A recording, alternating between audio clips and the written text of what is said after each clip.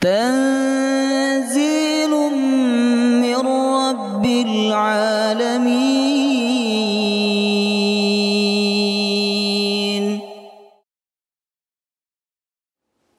السلام عليكم ورحمة الله وبركاته.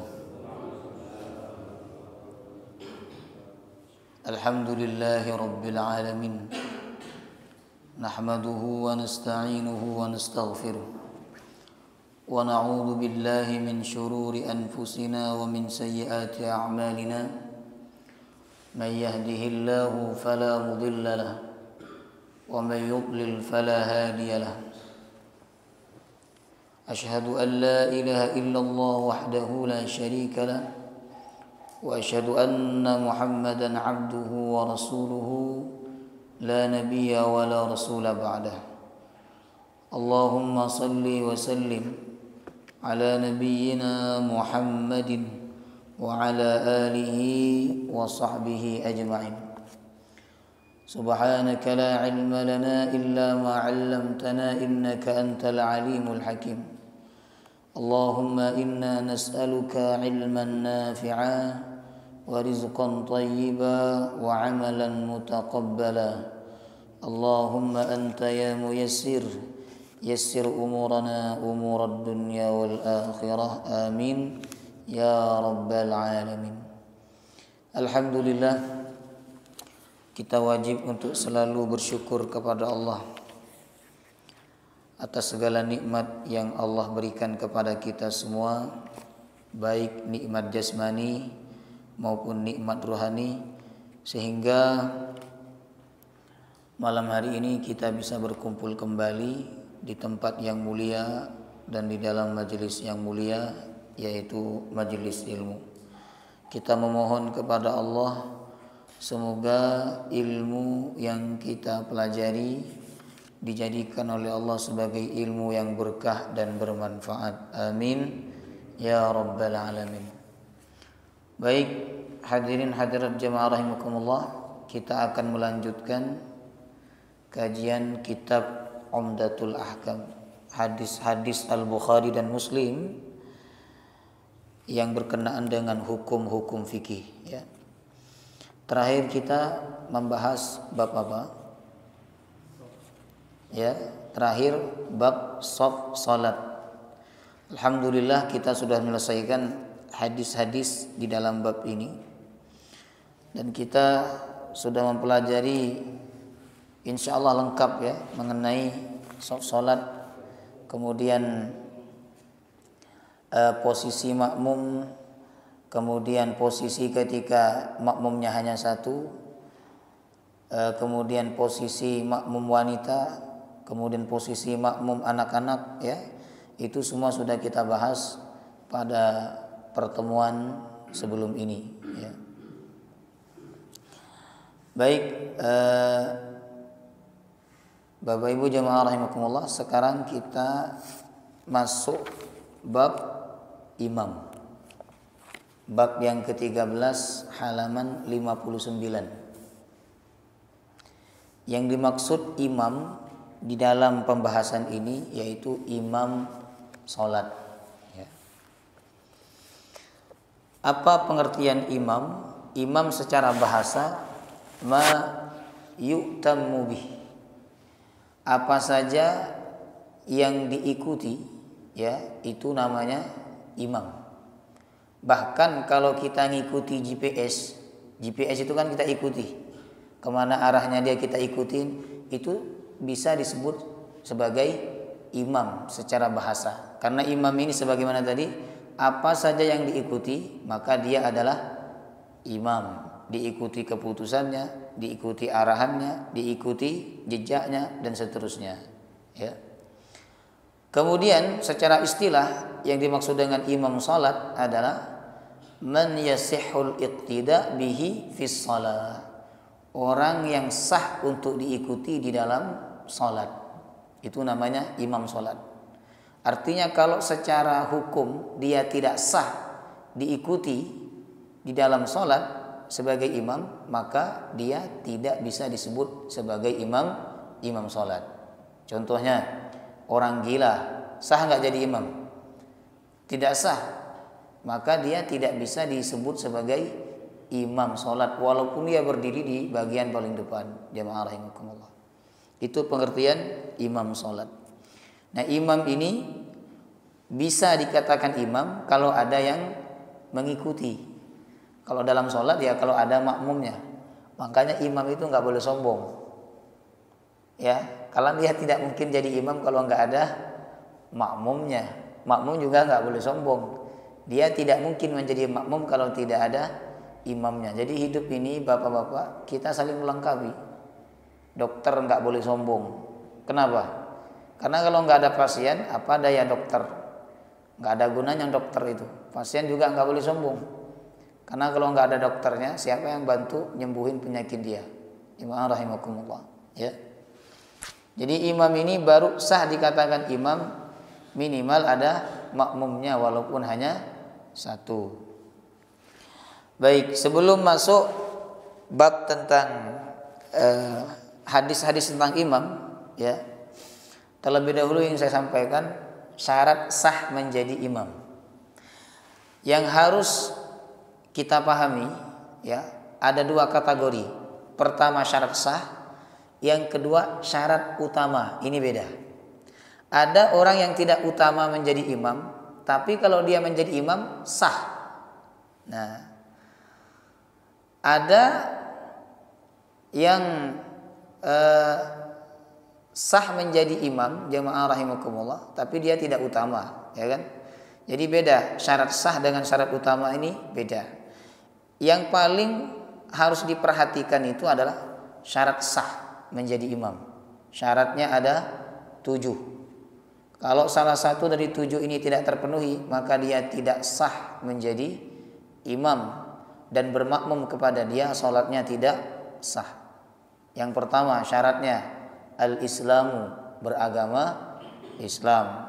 Jadi kalau non muslim, misalnya seorang pemimpin kok diangkat sebagai imam, salat padahal dia non muslim, ini tidak sah. Yang kedua al-aqlu, berakal. Orang mabuk, orang gila, orang sakau tidak boleh dan tidak sah menjadi imam salat. Yang ketiga apa? Al-bulugu, baligh. Sudah dewasa, sudah baligh. Jemaah rahimakumullah. Baligh itu kalau laki-laki ditandai dengan 2. Pertama ditandai dengan ihtilam, mimpi basah. Kalau enggak mimpi basah, usianya sudah 15 tahun. Nah, maka dia sah menjadi imam. Kalau anak yang belum baligh tapi dia hafal Quran, ada enggak? Belum baligh tapi hafal Quran. Ada, seperti dulu kisahnya Musa itu, ya. Usia 5 tahun udah hafal Quran. Walaupun agak cadal, ya kan, dalam mengucapkan ayat Quran. Apakah sah ketika dia diangkat sebagai imam? Menurut jumhur ulama tidak sah dia sebagai imam karena belum baligh. Hanya ada satu mazhab yang mengesahkan, yaitu mazhab Syafi'i. Dalam mazhab Syafi'i, anak yang sudah tambis itu udah bisa dibilangin, udah tahu mana yang benar mana yang enggak benar, tapi dia belum baligh, itu sah menjadi imam bagi orang yang sudah baligh. Ya, misalnya ada ibu-ibu di rumah punya anak laki-laki masih belum baligh, anaknya disuruh jadi imam, ibunya jadi makmum, ini dalam mazhab Syafi'i sah salat berjamaahnya. Ya, tapi menurut jumhur mayoritas ulama tidak sah. Syaratnya harus baligh. Jamaah rahimakumullah. Kemudian yang keempat, syarat sah menjadi imam yaitu adz-dzukurah, laki-laki. Ini kalau makmumnya laki-laki dan perempuan. Ya, kalau makmumnya semua perempuan dan yang menjadi imam juga perempuan, enggak apa-apa. Yang tidak sah itu kalau makmumnya ada yang laki-laki sedangkan imamnya perempuan. Ini jelas tidak sah. Ya. Kemudian yang kelima, al-qudratu 'alan nutqi, kata ulama, mampu berucap. Jadi kalau imamnya bisu enggak sah. Ya kan? Imamnya bisu. Kecuali kata ulama semua orang di dalam kampung itu bisu, tidak ada yang bisa bicara. Maka imam yang bisu menjadi makmum, menjadi imam bagi makmum yang bisu itu sah kalau enggak ada imam yang lain. Ya. Kemudian jemaah rahimakumullah, termasuk juga al-qudru 'alan nutq ini adalah mampu mengucapkan lafaz-lafaz yang benar di dalam bacaan Al-Fatihah maupun di dalam bacaan-bacaan yang lain, ya. Yang keenam, as-salamatu minal a'dzar, selamat dari uzur. Jadi dalam pendapat jumhur ulama, imam itu harus selamat dari uzur. Uzur yang membuat sholat dia tidak sempurna. Tapi uzur ini sebenarnya dimaafkan oleh syariat. Seperti apa? Salisul baul. Tahu salisul baul panjenengan? Biser. Jadi kencing terus. Keluar kencing terus. Walaupun hanya sedikit. Nah, maka menurut jumhur ulama, dia menjadi imam tidak sah. Atau misalnya, mohon maaf, kentut terus. Jadi sedikit kentut. Pokoknya dapat beberapa detik kentut, dapat beberapa detik kentut. Ini tidak sah untuk diangkat sebagai imam menurut jumhur ulama. Kemudian yang terakhir, yang ketujuh, niyatul imamah. Niat menjadi imam. Yaitu 7 syarat sah seseorang menjadi imam. Bila 7 syarat ini terpenuhi, dia sah sebagai imam. Nah, paham? Ya. Kemudian itu tadi syarat sah. Sekarang syarat utama menjadi imam. Kalau ada 10 orang, yang mana 10 orang ini kalau menjadi imam sah-sah saja, karena sudah memenuhi 7 syarat tadi. Kan syaratnya gampang. Muslim, berakal, baligh. Apa tadi? Lagi lupa. Nah, bisa berucap. Apa lagi? Kemudian apa? Selamat dari uzur yang tadi itu, ya, tidak ada gangguan apa? Beser, selalu kentut dan sebagainya. Kemudian berniat menjadi imam, bisa berucap, ya kan, laki-laki. Jadi semua 10 orang ini sudah memenuhi syarat. Jadi siapapun yang jadi imam sah sholatnya. Tapi dalam masalah imam ini, bapak-bapak, selain syarat sah ada syarat utama. Tidak semua dari 10 orang itu paling utama menjadi imam. Nah, ini kita harus paham, ya kan, tentang orang yang paling berhak atau paling utama untuk menjadi imam. Nah, kalau kita merasa tidak paling utama, sudah jangan maju menjadi imam. Syarat utama menjadi imam ini sudah disebutkan dan disusun oleh Nabi dan kemudian disusun secara sempurna oleh para ulama. Ya. Yang pertama, al-afqah, yang paling paham ilmu fikih. Jadi yang paling berilmu, terutama ilmu tentang hukum-hukum sholat. Oh Ustadz, bukan yang paling banyak hafalannya, bukan. Bukan yang paling bagus bacaannya, bukan. Tapi yang paling paham fikih, yang paling berilmu. Dalilnya apa? Waktu Nabi sakit, Nabi nyuruh siapa untuk jadi imam? Abu Bakar As-Siddiq. Padahal ada sahabat lain yang hafalannya lebih banyak dibandingkan Abu Bakar dan bacaannya lebih bagus dibandingkan Abu Bakar. Kata Nabi, ambillah Quran dari 4 orang, diantaranya Abdullah bin Mas'ud, kemudian Abdullah bin Abbas, dan 2 lagi saya lupa namanya, jemaah rahimakumullah. Dan di antara 4 orang itu tidak ada nama Abu Bakar. Ini menunjukkan bahwa yang paling berhak dan paling utama untuk menjadi imam adalah al-afqah, yang paling paham ilmu agama, yang paling alim. Paham? Nah, kemudian yang kedua, Bapak Ibu, orang ini kan Ustadz kalau paham ilmu agama kok nggak bisa ngaji, berarti nggak paham ilmu agama itu. Masa dia dibilang paham ilmu agama kalau dia nggak bisa ngaji, nggak bisa itu. Itu syaratnya tidak terpenuhi sebagai paham ilmu agama. Orang kan menganggap paham agama itu kalau berceramah, ya kan? Padahal nggak semua orang yang di atas mimbar itu, Bapak Ibu, itu paham agama, nggak semuanya ahli ilmu. Asal bisa bicara, bisa menyampaikan, ya bisa saja naik ke atas mimbar. Jemaah, karena masalah di atas mimbar ini bukan masalah paham agama sebenarnya, tapi keahlian dalam menyampaikan, jemaah rahimakumullah. Nah, sehingga masyarakat kadang kalau sudah di atas mimbar berarti dianggap paham agama sehingga disuruh menjadi imam, belum tentu. Makanya Ustadz kalau paham agama tapi bacaannya nggak bagus, bacaannya panjang pendeknya salah, berarti dia nggak paham agama. Minimal orang yang dianggap paham agama kalau dia bisa baca Al-Quran, jemaah rahimakumullah. Bagaimana dia dianggap paham agama kalau dia tidak bisa membaca Al-Quran dengan benar. Yang kedua, ini sama-sama alim, sama-sama berilmu, sama-sama bisa membaca Al-Quran, ya kan? Maka yang kedua al-aqra, yang paling banyak hafalannya, yang paling bagus bacaannya dan paling banyak hafalannya. Ustadz sama-sama 30 juz, sama-sama alim, sama-sama 30 juz hafalannya, ya kan? Kalau kita kan enggak, sama-sama 30, yang satu 30 juz, yang satu juz 30, beda. Maka kalau sama-sama, yang ketiga kata ulama al-awra', yang paling wara'. Wara' itu enggak suka barang syubhat apalagi haram. Contoh barang syubhat itu apa? Rokok. Bapak Ibu.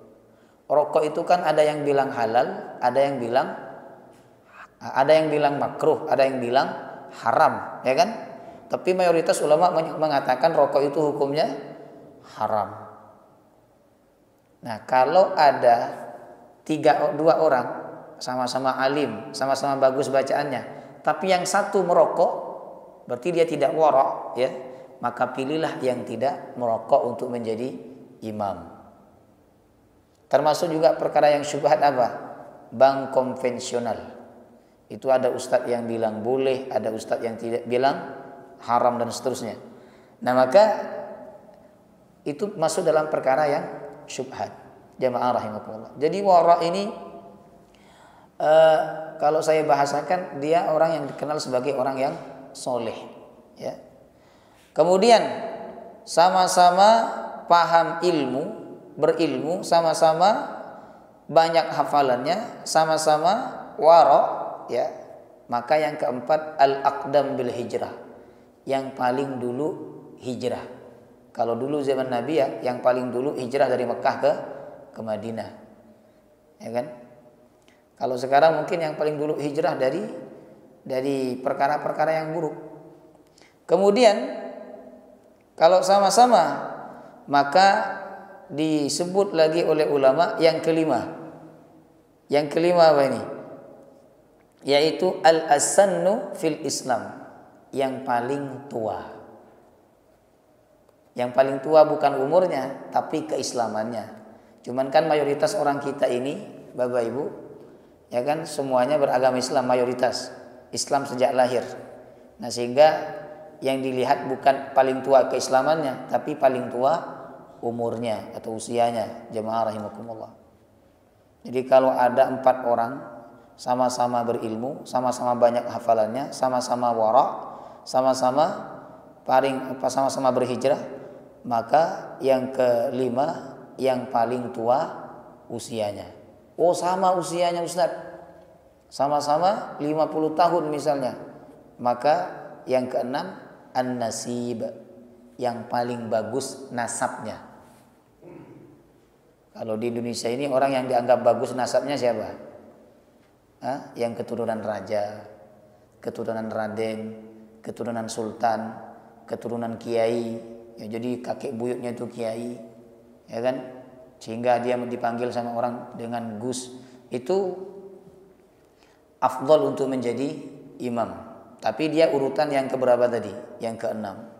Oh, sama-sama keturunan kiai, sama-sama keturunan raden, sama-sama keturunan raja, sama-sama keturunan nabi, ya kan? Yang satu Nabi Muhammad, yang satu Nabi Adam. Kan sekarang yang lagi rame gitu. Jadi masalah keturunan. Padahal nasab itu tidak berpengaruh kepada keselamatan orang di akhirat. Kata Nabi, man abta'a amaluhu lam yusri nasabuhu. Siapa yang amalnya sedikit tidak bisa dibuat banyak oleh nasabnya. Nggak bisa. Jemaah rahimakumullah. Gara-gara masalah nasab ini sampai sekarang ada bahasa yang sangat viral, bahasa Suryani. Ya kan? Yang viral di YouTube itu. Makol innaka Kalimantan dan seterusnya. Itu ya Allah, itulah isinya dunia. Jemaah. Kemudian nasabnya sama-sama bagus. Maka yang kedelapan al-ahsan sirah, yang paling bagus perjalanan hidupnya. Jadi dia bukan mantan korupsi, bukan mantan pezina, bukan mantan narkoba. Jadi nggak ada yang paling bagus sejarah hidupnya. Itulah yang diangkat sebagai imam. Sejarah hidupnya sama-sama bagus. Maka yang kesembilan, yang kedelapan yaitu al-ahsan dzikron. Yang paling bagus dzikron apa? Dzikron ini komentarnya orang. Jadi orang kalau cerita tentang dia itu bagus semua. Menurut ini bagus, menurut yang ini bagus. Pokoknya bagus semua cerita tentang dia menurut orang. Maka dia paling afdal untuk diangkat sebagai imam. Kalau sama-sama bagus sebutannya dan namanya, maka yang kesembilan apa? Dilihat dari pakaiannya dan badannya. Al-anzab badanan wa thawban, yang paling bersih badannya dan paling bersih pakaiannya. Badannya paling, kan orang itu badannya bersih, pakaiannya bersih kan kelihatan. Ini diutamakan menjadi imam. Sama-sama bersih pakaiannya, sama-sama bersih badannya. Maka yang ke-10 apa kata ulama? Al-ahsan sautan, yang paling bagus suaranya.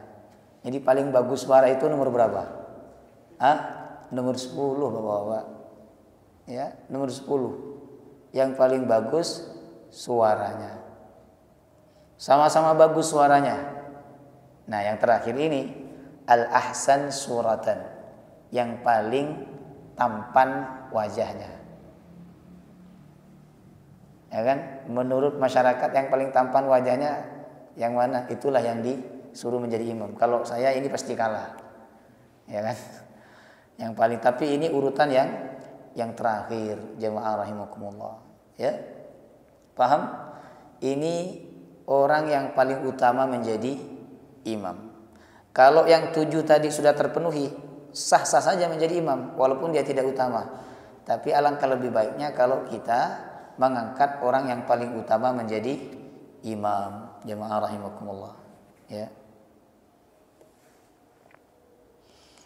Baik, sekarang kita baca hadisnya. Hadis 79, halaman 59. Abu Hurairah radhiyallahu anhu meriwayatkan dari Nabi sallallahu alaihi wasallam. Beliau bersabda, apakah orang yang mengangkat kepalanya sebelum imam itu tidak khawatir sekiranya Allah akan merubah kepalanya menjadi kepala keledai, atau Allah akan membuat mukanya menjadi muka keledai? Nauzubillah. Ini ancaman bagi makmum yang mendahului gerakan imam. Imamnya belum rukuk, dia udah rukuk duluan. Imamnya belum sujud, dia sudah sujud duluan. Kata Nabi, apakah orang itu tidak khawatir kalau Allah menjadikan wajahnya seperti wajah keledai? Nauzubillahi min dzalik. Nah, maka hadis ini kata ulama menunjukkan bahwa mendahului imam dengan sengaja itu hukumnya haram. Ternyata bapak-bapak, orang yang berbuat dosa itu bukan hanya orang yang berzina, bukan hanya orang yang mencuri. Orang yang sholat pun bisa juga berbuat dosa. Kapan? Ketika dia sengaja mendahului imam. Ya. Kemudian jemaah rahimakumullah, hukum sholat makmum yang sengaja mendahului imam. Kalau kita merujuk kepada pendapat jumhur ulama, selama mendahului imam itu tidak berturut-turut, maka sholatnya tetap sah, tapi hukumnya haram. Ya. Tapi kalau dia mendahului imam berturut-turut selama 2 kali, jadi rukuknya mendahului imam, kemudian iktidalnya juga mendahului imam berturut-turut, maka sholatnya dianggap batal. Paham? Kemudian khusus takbiratul ihram dalam mazhab Syafi'i, kalau ada makmum bertakbir sebelum imam bertakbiratul ihram atau makmum membersamai takbiratul ihram imam, maka sholat makmum batal. Ya, sholat makmum batal. Jemaah rahimakumullah. Jadi hati-hati, jangan mendahului gerakan imam. Ustaz, kalau membersamai bagaimana? Kami tidak mendahului, tapi kami membersamai. Imam ruku, kami ikut ruku bersama dengan imam, bersamaan dengan imam. Maka kata ulama, ini hukumnya makruh, tidak sampai haram. Makruh artinya dibenci. Ya, dan sholatnya tetap dianggap sah walaupun dia membersamai imam berulang kali. Jemaah rahimakumullah. Ya. Ini adab menjadi makmum. Adab menjadi makmum yaitu tidak boleh membersamai, apalagi mendahului imam. Tidak boleh melambat-lambatkan diri dari gerakan imam. Imamnya sudah bangun dari sujud, dia masih sujud. Masih sujud lama, baca doa karena banyak hajatnya. Ini nggak boleh juga. Ya kan, karena dia dianggap tidak mengikuti imam. Kalau imam sudah bangun dari sujud, ya sudah. Kita sebagai makmum bangun dari sujud. Kalau kita mau sujud panjang, nanti sujudnya ketika sholat sunnah atau sholat sendirian. Ya. Kemudian adab lain ketika seorang itu menjadi makmum, yaitu berjalan dengan tenang dan tidak tergesa-gesa ketika sudah iqomah. Ya, dengan tenang dan tidak tergesa-gesa. Kemudian termasuk adab menjadi makmum adalah tidak berdiri sebelum imamnya datang walaupun sudah iqomah. Paham? Jadi kalau ada imam di dalam masjid, imamnya sudah datang sebelum adzan atau sebelum iqomah sudah datang, ya kan? Maka ketika iqomah, makmum itu diusahakan jangan berdiri dulu kecuali imamnya sudah berdiri. Itu adab. Ya kan? Ini kadang imamnya belum berdiri, makmum sudah di depan semuanya. Padahal imamnya masih belum datang atau belum berdiri. Jamaah rahimakumullah. Ini kan di zaman Nabi begitu, nggak pakai jam digital kayak gini. Di zaman Nabi itu iqomah kalau Nabi sudah keluar dan sudah masuk masjid, baru iqomah. Kalau sekarang kan enggak nunggu imam, Bapak Ibu. Yang ditunggu apa? Jam digital. Asalkan bunyi tet, diiqomati walaupun imamnya belum datang. Jamaah rahimakumullah. Nah, itu enggak masalah karena ini menjaga ketertiban. Sebab ada di sebuah masjid sudah bunyi, imamnya ditunggu enggak datang-datang. Jamaah rahimakumullah, ternyata imamnya ada halangan. Nah, maka ini adab sebagai makmum. Yang keempat, adab sebagai makmum itu adalah diperbolehkan untuk menyambung suara imam jika suara imamnya tidak kedengaran oleh makmum yang di belakang. Jadi ini bahasanya backing vokal. Seperti di Masjidil Haram, Masjid Nabawi, Masjid Istiqlal. Ketika imamnya bilang Sami'allahu liman hamidah atau Allahu Akbar, nanti ada salah satu makmum yang mengeraskan Allahu Akbar. Ini boleh karena pernah dilakukan oleh sahabat Abu Bakar ketika Nabi menjadi imam saat Nabi sakit, suaranya tidak bisa diangkat oleh Nabi, ya, maka Abu Bakar membantu Allahu Akbar, Sami'allahu liman hamidah, Allahu Akbar. Nah, ini diperbolehkan bahkan dianjurkan. Cuman kalau imamnya sudah keras suaranya, udah bisa terdengar oleh makmum, tidak perlu seperti itu. Tidak perlu backing, jemaah rahimakumullah. Kemudian termasuk adab ketika seorang menjadi makmum adalah jika sudah diiqomati maka tidak ada sholat kecuali sholat fardu. Kalau udah qomat nggak usah sholat sunnah. Kecuali sudah terlanjur sholat sunnah, dan iqamah sudah dikumandangkan, maka cepat-cepat selesaikan, kemudian ikut sholat berjamaah. Ya. Kemudian termasuk adab menjadi makmum yaitu tidak berpaling sebelum imam berpaling. Paham? Jadi adabnya makmum itu tidak bubar dari masjid sebelum imamnya bubar dari tempat sholatnya. Itu adab. Tapi kalau makmum tidak ada keperluan atau kebutuhan, tidak apa-apa. Tapi adabnya makmum itu tidak bubar dari tempat duduknya sebelum imamnya bubar. Ini adab jamaah rahimakumullah. Kemudian yang terakhir, adab makmum yaitu mengingatkan bacaan imam jika lupa atau mengingatkan gerakan imam jika salah. Ini adab makmum. Ya. Makanya orang yang paling afdol untuk berdiri di belakang imam itu adalah yang hafalannya banyak, yang paham hukum-hukum sholat, sehingga ketika imamnya salah dia bisa mengingatkan. Ya.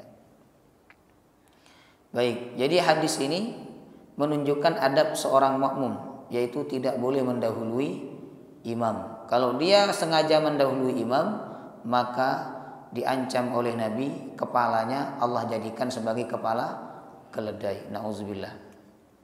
Kemudian cara mengikuti imam di hadis nomor 80. Abu Hurairah radhiyallahu anhu meriwayatkan dari Nabi sallallahu alaihi wasallam. Beliau bersabda, sesungguhnya imam itu dijadikan hanya untuk diikuti. Kalau ngikutin itu kan di belakang, Bapak Ibu, bukan bersamaan, apalagi di depan, ya. Oleh karena itu, janganlah kalian menyelisihinya. Jika imam bertakbir, maka bertakbirlah. Jadi bahasanya di sini, bahasa hadisnya menggunakan fi'il madhi. Bila imam sudah bertakbir, baru makmum bertakbir. Imam Allahu Akbar, baru makmum ikut bertakbir. Allahu Akbar. Nah, cuman kan kadang imam itu terlalu khusyuk, akhirnya takbir yang pertama dibatalkan sama dia. Allah, Allah, Allah. Makmumnya sudah ikut, tapi ternyata imamnya membatalkan takbirnya, diulang lagi karena merasa kurang khusyuk, ya kan? Nah, makmum dalam kondisi ini harus mengulang takbirnya juga, ya. Dan tidak boleh jadi imam yang seperti itu. Ini namanya imam ngeprank ini. Ngeprank makmumnya. Makmum dikira sudah takbir sama makmumnya, tapi ternyata diulang lagi takbirnya. Kemudian wa idza raka'a farka'u. Kalau imam sudah ruku, baru makmumnya ruku. Itu yang benar. Ini misalnya ini imam ya, Bapak Ibu, ini imam. Jadi ketika imam sudah sampai ke tempat rukuknya, baru makmum boleh bergerak untuk ruku. Itu yang benar. Jangan imam belum sampai ke tempat rukuknya, makmum sudah ngikutin. Ini kurang tepat, jemaah rahimakumullah. Jadi tunggu imam dulu sampai ke tempat ruku, baru makmumnya bergerak untuk ruku. Nah, tanda imam itu sudah sampai ke tempat rukuknya, tandanya apa? Dia selesai mengucapkan takbir intiqal, takbir perpindahan gerakan. Allahu Akbar. Maka makmum baru bergerak untuk ruku. Ya. Makanya yang benar kalau menjadi imam itu takbirnya sesuai dengan gerakannya. Allahu Akbar. Nah, sehingga makmum bisa mengukur, oh imamnya sudah ruku, baru dia ruku. Begitu. Paham? Ini kan kadang ada imam Allahu Akbar tapi belum ruku, masih setengah ruku. Ya, akhirnya makmumnya ngikutin. Ini yang salah bukan makmumnya tapi imamnya. Ya. Wa idza qala sami'allahu liman hamidah faqulu Allahumma rabbana walakal hamd. Apabila imamnya mengucapkan sami'allahu liman hamidah, maka makmum menjawab rabbana walakal hamd. Ulama berbeda pendapat, Bapak Ibu. apakah makmum juga sunnah mengucapkan sami Allahu liman hamidah, ataukah makmum tidak sunnah? Yang sunnah hanya imam, makmum cukup Rabbana walakal hamd. Ini ulama beda pendapat. Tapi pendapat jumhur ulama mengatakan makmum sunnah, tetap sunnah mengucapkan sami Allahu liman hamidah bila bangun dari rukuknya, dan menjawab sami Allahu liman hamidahnya imam dengan jawaban Rabbana walakal hamd. Kalau di dalam hadis ini ada tambahan Allahumma Rabbana walakal hamd. Paham? Nah, tapi kalau panjenengan misalnya bangun dari ruku sebagai makmum tidak menyebut sami Allahu liman hamidah, la ba'sa, enggak apa-apa. Tapi jawablah ucapan imam sami Allahu liman hamidah itu dengan kalimat Rabbana walakal hamd. Wa idza sajada fasjudu. Apabila imamnya sujud, fasjudu, maka sujudlah kalian. Itu adabnya. Jadi tunggu imam sampai ke tempat sujud dulu, baru makmumnya sujud. Nah, imam ini sampai ke tempat sujud ditandai dengan apa? Selesainya dia membaca takbir. Allahu Akbar. Nah, itu berarti dia sudah sampai ke tempat sujud. Baru makmumnya ikut. Jangan imamnya baru aja jongkok, makmumnya sudah bergerak untuk ikut sujud. Ini kurang tepat. Jamaah rahimakumullah. Ya. Kemudian apabila imamnya sholat duduk, maka sholatlah kalian semua wahai makmum dengan cara sholat duduk. Nah, tapi redaksi hadis ini yang bagian ujung ini Bapak Ibu, ini hadisnya kata Imam Nawawi sudah dimansukh, sudah dihapus hukumnya oleh hadis yang datang setelah ini. Jadi waktu Nabi sakit parah, kemudian Nabi SAW memerintahkan Abu Bakar untuk menjadi imam. Saat Abu Bakar sudah berdiri untuk menjadi imam, tiba-tiba Nabi datang di sampingnya Abu Bakar. Maka Abu Bakar mundur, kemudian Nabi SAW maju menjadi imam. Tapi waktu itu Nabi duduk karena nggak kuat berdiri. Sedangkan Abu Bakar dan para sahabat berdiri. Jemaah rahimakumullah. Nah, maka kata Imam Nawawi, hadis ini hukumnya dihapus oleh hadis yang terakhir menjelang Nabi wafat, yaitu bahwa jika imamnya tidak mampu berdiri karena sakit, maka ketika dia menjadi imam, makmumnya tetap wajib berdiri. Ya, jadi hadis ini hukumnya dimansukh. Ya. Nah, ini dalil juga bahwa imam yang lumpuh, orang yang lumpuh boleh menjadi imam bagi orang yang mampu berdiri. Boleh-boleh saja. Cuman tidak afdal. Tidak afdal. Kalau kita mengangkat orang yang lumpuh sebagai imam itu tidak afdal. Jemaah rahimakumullah, ya.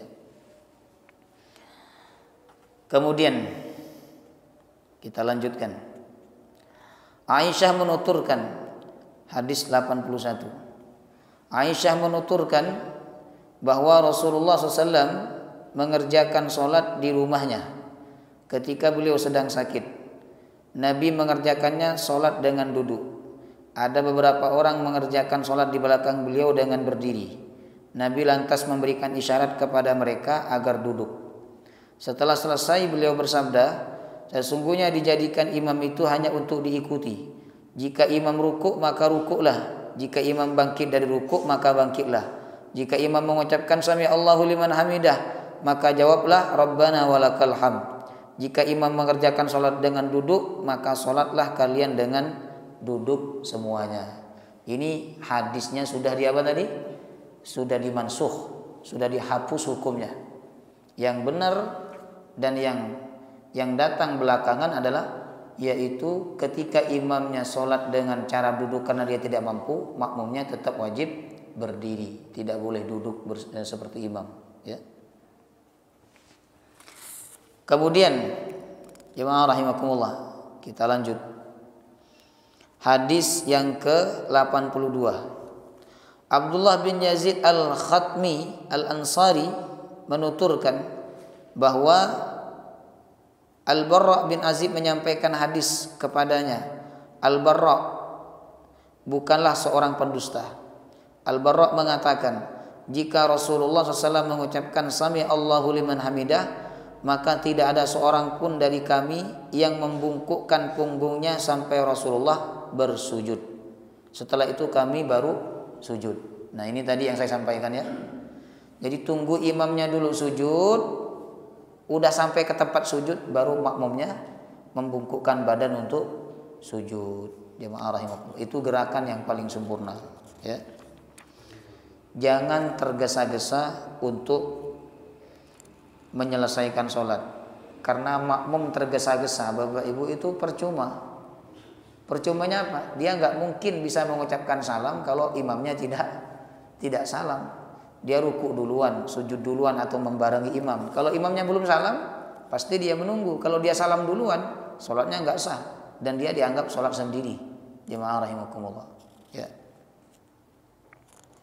Kemudian kita lanjut ya, kita percepat nanti ada pembahasan yang lebih panjang. Hadis 83. Ini juga adab sebagai makmum. Abu Hurairah menuturkan bahwa sesungguhnya Rasulullah sallallahu alaihi wasallam bersabda, jika imam mengucapkan amin, maka ucapkanlah amin. Paham? Jadi yang benar itu dan yang tepat Bapak Ibu, tunggu imam mengucapkan amin, baru makmumnya ucap amin. Ini imamnya belum amin, makmumnya sudah amin. Imamnya baru waladdallin, amin makmumnya. Harusnya nunggu imamnya amin dulu, baru makmumnya ikut amin. Ya. Jadi imamnya waladdallin, amin, makmumnya amin. Itu yang lebih tepat, jemaah rahimakumullah. Ya. Sunnahnya ketika mengucapkan amin, makmum ketika mengucapkan amin, maka sunnahnya dinyaringkan suaranya. Amin, sunnah itu. Jangan pelit. Amin. Ya. Itu makmum yang pelit. Imam itu kalau makmumnya aminnya kencang, imamnya semangat. Amin, imamnya semangat.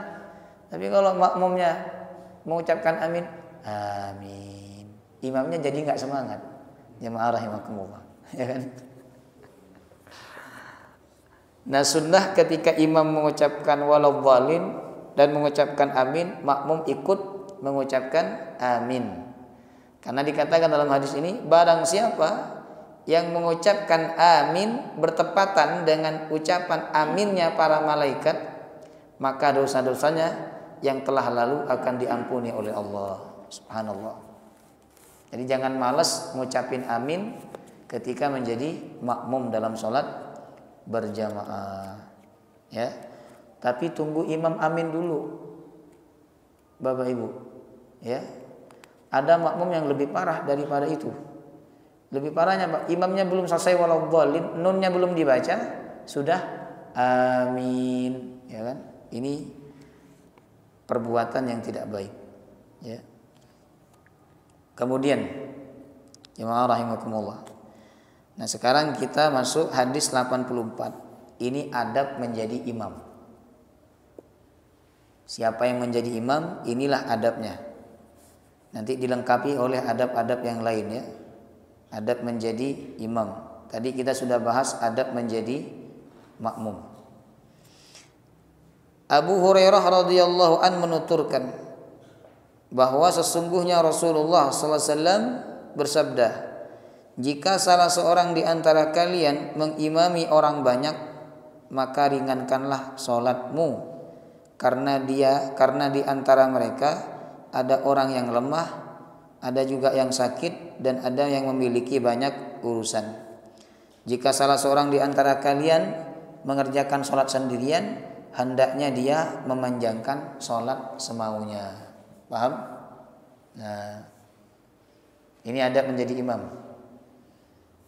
yaitu ketika menjadi imam harus takhfif. Takhfif itu meringankan bacaan sholat, termasuk juga meringankan gerakan. Rukuknya jangan terlalu panjang, bacaannya juga, bacaan suratnya juga jangan terlalu panjang.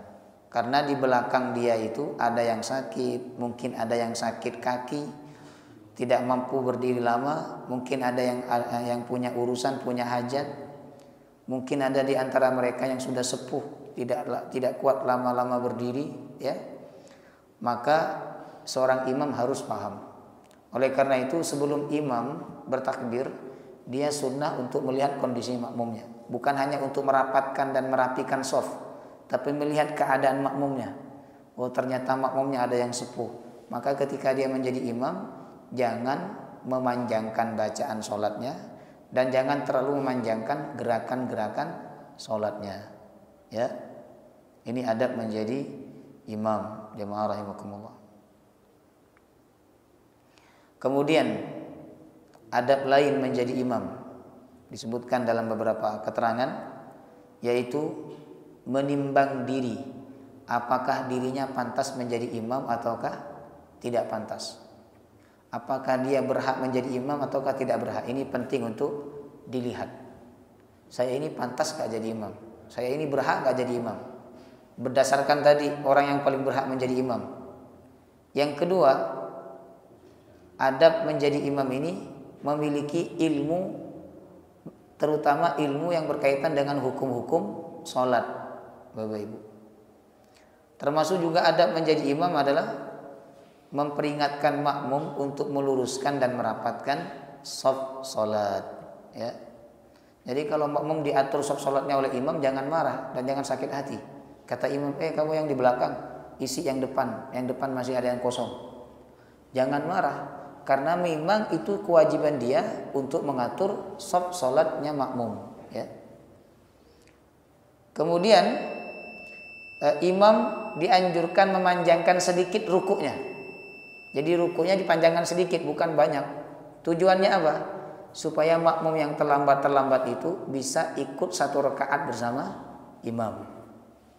Khususnya di rakaat pertama. Apalagi kalau imamnya merasa ada makmum yang baru masuk. Sudah dipanjangkan rukuknya sampai makmum itu bisa ngikuti rukuk bersama imam. Kalau dia bisa ngikuti rukuk bersama imam, itu sudah dianggap mendapatkan satu rakaat. Ya. Jemaah rahimakumullah. Ini adab menjadi imam. Jadi menjadi imam itu tanggung jawabnya besar, Bapak Ibu. Perkara yang sangat besar tanggung jawabnya di hadapan Allah Subhanahu wa taala. Pahalanya besar, tapi tanggung jawabnya juga besar. Kata Nabi, ya. Ini hadis yang membuat menurut saya makmum sangat untung dibandingkan imam. Kata Nabi apa? In atamma falahut tamam walahumut tamam. Bila imamnya sempurna, maka kesempurnaan itu Allah kasih kepada imam dan Allah kasih juga kepada makmum. Wa illam yutim falahumut tamam wa alaihil itsm. Kalau dia tidak sempurna, imamnya tidak sempurna, maka makmum tetap dianggap sempurna, imamnya dianggap berdosa. Coba. Jadi imam itu tanggung jawabnya besar. Kalau dia salah, salahnya ditanggung sendiri, sedangkan makmumnya tetap dianggap sempurna. Kalau dia sempurna, kesempurnaan itu dia dapatkan, makmum juga dapat, Bapak. Maka yang paling aman sebenarnya jadi apa? Habis ini nggak ada yang mau jadi imam. Semuanya mau jenengan. Nah, maka kalau ada orang yang berilmu, sudah memenuhi syarat dan sudah memenuhi syarat utama juga, ya, jangan dia memundurkan diri atau dia jangan menjauhkan diri untuk menjadi imam. Majulah dia menjadi imam. Kalau dia benar sholatnya, dia sempurna sholatnya, maka dia menjadi orang yang paling banyak pahalanya dibandingkan makmumnya, ya. Wallahu ta'ala a'lam. Oh, ini masih ada satu hadis lagi, ya. Persis maknanya seperti hadis 84. Larangan memanjangkan sholat. Nabi pernah marah kepada seorang sahabat ketika sholat dipanjangkan bacaannya. Marah Nabi. Kata Nabi apa? Inna minkum munaffirin. Sesungguhnya di antara kalian ada yang membuat orang lari dari agama, lari dari masjid. Bukan karena mereka nggak suka ke masjid, tapi karena kalian ketika imam bacaannya terlalu panjang, rukuknya terlalu panjang, sujudnya terlalu panjang. Maka Nabi mengatakan, fa ayyukum amman nas falyujis. Siapapun di antara kalian yang menjadi imam, falyujis, ringkaslah salatnya. Fa inna min waraihil kabir was-shaghir wa dzal hajah. Karena di belakang kalian itu ada orang sepuh, ada juga anak-anak, ada juga orang yang punya urusan. Wallahu taala a'lam bissawab. Insyaallah pertemuan bulan depan kita masuk bab 14. Tata cara salat Nabi sallallahu alaihi wasallam. Ada pertanyaan? Silakan. Monggo. Jadi disebutkan salah satu syarat sah menjadi imam adalah menghadirkan niat untuk menjadi imam. Ya, benar. Dimana status seorang yang masbuk itu kemudian ditutup, jadi dia harus merubah niatnya menjadi imam. Itu statusnya gimana? Baik. Ketika awalnya dia sebagai makmum masbuk, ya kan? Kemudian setelah imam selesai sholat, dia berdiri untuk menyempurnakan rakaatnya. Lalu ada makmum yang telat banget ya, datang nepuk dia. Sebenarnya nggak perlu ditepuk itu, ya kan? Harusnya kalau dia betul ingin menjadi makmum, ya sudah mepet dengan imamnya, menandakan bahwa dia ini nanti menjadi makmumnya dan orang di depannya itu menjadi imamnya. Nah, insya Allah dia akan paham, Bapak Ibu. Tapi kan ada sebagian orang supaya imamnya itu merubah niat, yang awalnya dia bermakmum, kemudian dia berubah menjadi imam, maka sama sebagian orang dikasih kode, ya kan? Itu nggak apa-apa juga memberikan kode. Yang jelas ketika makmum itu masbuk, lalu ada orang mengikuti dia, maka dia harus merubah niatnya saat itu untuk menjadi imam, ya kan? Jadi sudah ketika dia takbirnya agak kencang, Allahu Akbar, berarti dia sudah berniat menjadi imam itu, ya. Tapi kalau dia takbirnya tetap nggak kencang aja, tetap pelan takbirnya seperti sholat sendiri, berarti dia tidak niat menjadi imam. Ketika dia tidak niat menjadi imam, berarti sholat itu tidak dianggap sholat berjamaah, itu dianggap sholat masing-masing, ya. Wallahu taala alam bissawab.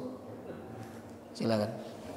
Batasan panjang pendeknya atau meninggalkan bacaan itu apa? Batasan bacaan panjang pendek ini disesuaikan dengan kebiasaan masyarakat setempat. Kalau di zaman Nabi, bacaan yang kita anggap panjang itu justru pendek. Di zaman Nabi, ya, Nabi itu sholat subuh, Bapak Ibu, 60 sampai 100 ayat. Saya pernah menghitung Al-Baqarah kalau 100 ayat sekitar 8 lembar. Makanya sholat subuh Nabi itu dari awal sampai akhir, ketika matahari sudah, ketika tanah sudah kelihatan. Berarti kan lama sholatnya. Nah, itu ukuran panjangnya Nabi. Dan bukan ukuran panjang, itu ukuran standarnya Nabi. Nah, makanya panjang pendek ini bukan disesuaikan dengan standar dari syariat, ya. Karena tidak ada standarnya secara khusus. Kalau sholat maghrib baca ini, sholat duhur baca ini, enggak. Tapi disesuaikan dengan kebiasaan masyarakat setempat. Kalau masyarakat setempat itu menganggap bahwa satu halaman itu sudah panjang banget, ya, maka janganlah ketika kita sholat membaca satu halaman ayat Al-Quran, karena itu akan menyulitkan mereka. Mungkin mereka punya hajat, mungkin mereka sakit, mungkin mereka sepuh. Jadi disesuaikan dengan standar kebiasaan masyarakat setempat, ya kan? Menurut jenengan, kalau saya ngimami rakaat pertama satu halaman, panjang nggak? Panjang. Nah, berarti itu panjang. Tapi kan tergantung pembawaan imam juga. Imam ini kalaupun setengah halaman, kalau bacanya mendayu-dayu, tetap kelihatan panjang. Jamaah rahimakumullah. Ya kan? Itu standar masyarakat setempat. Ya. Wallahu taala alam. Ada lagi? Silakan Pak. Enggak apa-apa. Yang pertama, apa yang dibaca imam setelah mengucapkan sami Allahu liman hamidah? Apakah diam? Iya, ini tadi luput saya jelaskan ya. Yang kedua, Ya. ini Ustaz, alasan yang membolehkan kalau kita memisahkan dari sholat jamaah. Baik. Yang pertama tadi, ketika imam membaca sami Allahu liman hamidah, makmumnya kan menjawab Rabbana walakal hamd. Apakah imam juga sunnah untuk mengucapkan Rabbana walakal hamd? Menurut jumhur ulama tetap sunnah. Jadi imamnya tetap membaca Rabbana walakal hamd. Ya, tetap sunnah. Yang kedua, pertanyaannya adalah memisahkan diri dari imam. Salat berjamaah. Ini banyak alasannya ya. Yang paling jelas alasannya itu bila imamnya salah. Jadi misalnya imamnya nggak tumaknina, walaupun kalau makmumnya tidak memisahkan diri, dosa itu tetap ditanggung imam, makmumnya tetap mendapatkan kesempurnaan, kan begitu tadi hadisnya, ya toh? Tapi kalau makmum merasa tidak nyaman dengan imam yang seperti itu, dia memisahkan diri nggak apa-apa. Jadi langsung sudah keretak dalam hatinya, saya memisahkan diri dari imam. Berarti ruku-ruku sendiri, sujud-sujud duluan, kemudian tidak ngikutin imam, nggak apa-apa. Yang kedua, boleh memisahkan diri dari imam apabila imamnya terlalu panjang bacaannya. Makmumnya ada urusan, boleh makmum itu sholat cepat-cepat sendiri, memisahkan diri dari imam, kemudian setelah itu keluar dari masjid. Ini diperbolehkan. Tapi kalau imamnya sholatnya standar, sholatnya benar, makmum juga tidak ada kebutuhan yang urgent, ya kan? Maka dia tidak boleh memutuskan diri dari imam. Ya kalau hanya alasannya malas atau bagaimana, kecuali dia sakit dan dia tidak bisa ngikuti imam sama sekali, ya kan? Maka dia mempercepat sholatnya sendiri, kemudian setelah itu dia pergi, ini nggak masalah.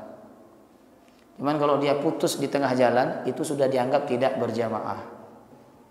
Walaupun dia sudah dapat 3 rakaat misalnya, tapi di rakaat keempat dia memutuskan diri dari imam, itu dia dianggap sholat sendiri, tidak dianggap berjamaah. Beda dengan orang yang bisa ngikuti salamnya imam, walaupun dia dapat rakaat terakhirnya imam, kalau dia bisa salam bersama imam, itu dia dianggap mendapatkan pahala sholat berjamaah. Jadi kuncinya itu ada pada ucapan salamnya imam. Jemaah rahimakumullah. Wallahu taala alam bisawab. Subhanakallah. Oh masih ada? Enggak apa. Nanti langsung komat aja ya. Saya mendapati di beberapa masjid itu imam mengucapkan takbir tidak sempurna.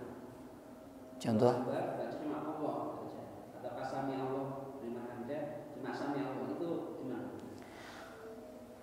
Kalau takbiratul ihram tidak sempurna, maka sholat imam itu tidak sah. Tapi makmumnya tetap dianggap sempurna kan? Ya kan sebagaimana hadis tadi. Jadi imamnya misalnya Allah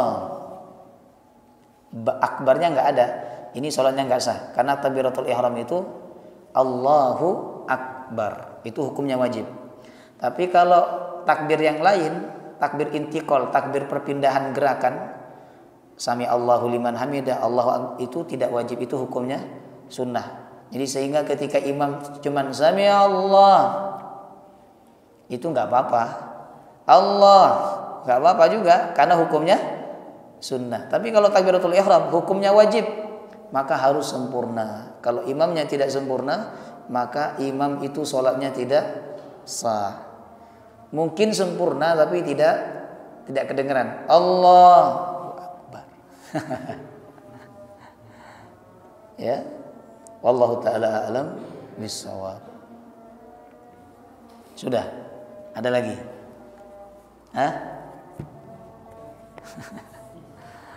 Baik, mari sama-sama kita tutup dengan doa kafaratul majlis. Subhanakallahumma wa bihamdika asyhadu an la ilaha illa anta astaghfiruka wa atubu ilaik. Assalamualaikum warahmatullahi wabarakatuh.